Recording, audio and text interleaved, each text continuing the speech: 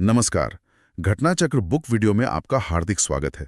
आइए प्रारंभ करें इस यात्रा को, जहां हर विषय वस्तु को हम सरल, स्पष्ट और परीक्षा उपयोगी ढंग से प्रस्तुत करेंगे। नमस्कार। कभी सोचा है कि भारत जैसा इतना बड़ा देश अपने सबसे छोटे छोटे गांव तक पावर कैसे पहुंचाता है? आज हम इसी की कहानी को समझेंगे पंचायती राज के जरिए। ये कहानी है हमारे लोकतंत्र को जमीन से बिल्कुल ग्रास रूट लेवल से मजबूत बनाने की।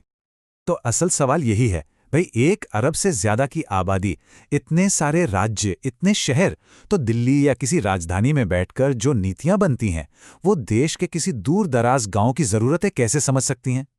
आखिर हमें एक ऐसे सिस्टम की जरूरत ही क्यों पड़ी जो सत्ता को ऊपर से नीचे बिल्कुल गांव तक ले जाए?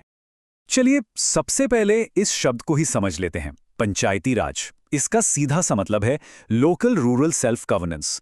मतलब एक ऐसा सिस्टम जो डेमोक्रेसी को नीचे से बिल्कुल गांव के लेवल से ऊपर की तरफ मजबूत करे। तो चलिए देखते हैं कि हमारा ये सफर कैसा रहेगा। सबसे पहले बात करेंगे कि जमीनी स्तर पर शासन का असल मतलब क्या है। फिर हम इस आइडिया की जड़ों में जाएंगे और देखेंगे कि इसके शुरुआती डिजाइन कैसे बने। इसके बाद हम 1992 के उस ऐतिहासिक मोड़ पर नजर डालेंगे जिसने सब कुछ बदल दिया, और आखिर में समझेंगे कि आज पंचायती राज की क्या स्थिति है। तो कहानी शुरू होती है आज़ादी के साथ। देखिए, लोकल सेल्फ गवर्नेंस का ये जो आइडिया था ना, ये कोई नया नहीं था। इसकी जड़ें तो हमारे संविधान बनाने वालों की दूर की सोच में ही थीं।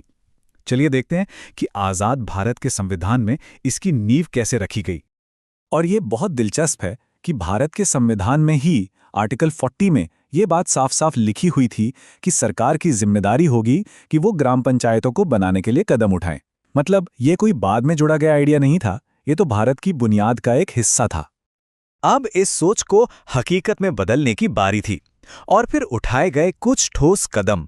1959 में प्रधानमंत्री जवाहरलाल नेहरू ने खुद राजस्थान के नागौर जिले में इसका उद्घाटन किया, और उसके कुछ ही दिन बाद आंध्र प्रदेश ने भी इसे अपना लिया। तो इसके बाद जो दौर आया उसे हम एक तरह से डिजाइनिंग फेज कह सकते हैं। एक ऐसा दौर जहां दशकों तक इस पर बहस हुई कि इस सिस्टम का सबसे अच्छा स्ट्रक्चर क्या हो सकता है और इसे कैसे बेहतर बनाया जाए। अब सवाल यह था कि लोकल गवर्नेंस के लिए सबसे बेस्ट स्ट्रक्चर क्या हो, और इसका जवाब खोजने में 30 साल से भी ज्यादा लग गए। इस दौरान कई कमेटियां बनी, जैसे 1957 में बलवंत राय मेहता कमेटी, जिसने वो 3 लेवल वाले स्ट्रक्चर का आइडिया दिया जो आज भी चलता है। फिर 1977 में अशोक मेहता कमेटी आई, और ऐसी कई कमेटियों की सिफारिशों ने धीरे धीरे इस ढांचे को मजबूत शक्ल दी। लेकिन फिर आया वो साल, वो एक लम्हा जिसने इस पूरी कहानी को बदल दिया।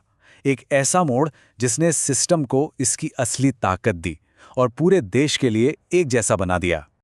और वो ऐतिहासिक मोड़ था ये नंबर 73। जी हां, 1992 का 73rd संवैधानिक संशोधन अधिनियम। बस इसी एक कानून ने पंचायती राज की पूरी तस्वीर हमेशा के लिए बदल कर रख दी। तो इस संशोधन ने किया क्या?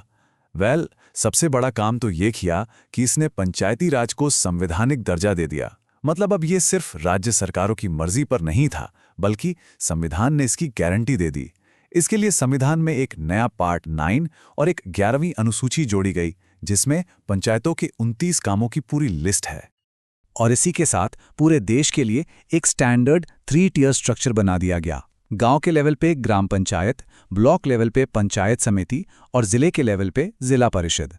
हाँ, छोटे राज्यों को जिनकी आबादी 20 लाख से कम थी, उन्हें बीच वाले लेवल से छूट दी गई। और हाँ, डेमोक्रेसी में जवाबदेही बहुत जरूरी है ना? तो इसीलिए सभी पंचायतों के लिए 5 साल का एक फिक्स कार्यकाल तय कर दिया गया, ताकि नेताओं की जनता के प्रति जवाबदेही बनी रहे। और फिर आया एक ऐसा फैसला जो सच में क्रांतिकारी था। आर्टिकल 243D3 के तहत हर लेवल पर 1/3 सीटें महिलाओं के लिए रिजर्व कर दी गईं। ये जमीनी स्तर पर महिला सशक्तिकरण के लिए एक बहुत बहुत बड़ा कदम था। सोचिए, लोकल पॉलिटिक्स का चेहरा ही बदल गया ऐसे कदम से। तो ये तो हुई कानून की बात। अब सवाल ये है कि आज की तारीख में पंचायती राज कैसा दिखता है, इसे लागू कैसे किया गया, और इसमें क्या खास बातें हैं। चलिए अब हमारे सफर के आखिरी हिस्से पर चलते हैं। अच्छा, एक मजेदार फैक्ट, इस नए संवैधानिक कानून को लागू करने वाला सबसे पहला राज्य कौन सा था?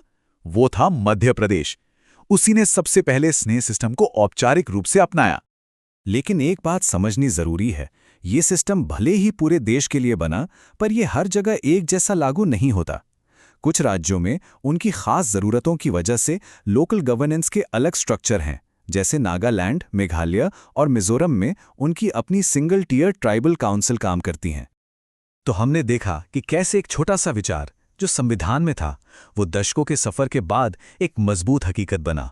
आज जब ये ढांचा इतने सालों से काम कर रहा है, तो असली सवाल ये है कि ग्रामीण भारत को और मजबूत बनाने के लिए अगला कदम क्या होना चाहिए। क्या पंचायतों को और ज़्यादा पैसा और पावर देने की ज़रूरत है, या फिर उनकी जवाबदेही को और मजबूत करने की? ये एक ऐसा सवाल है जिस पर हम सभी को सोचना चाहिए।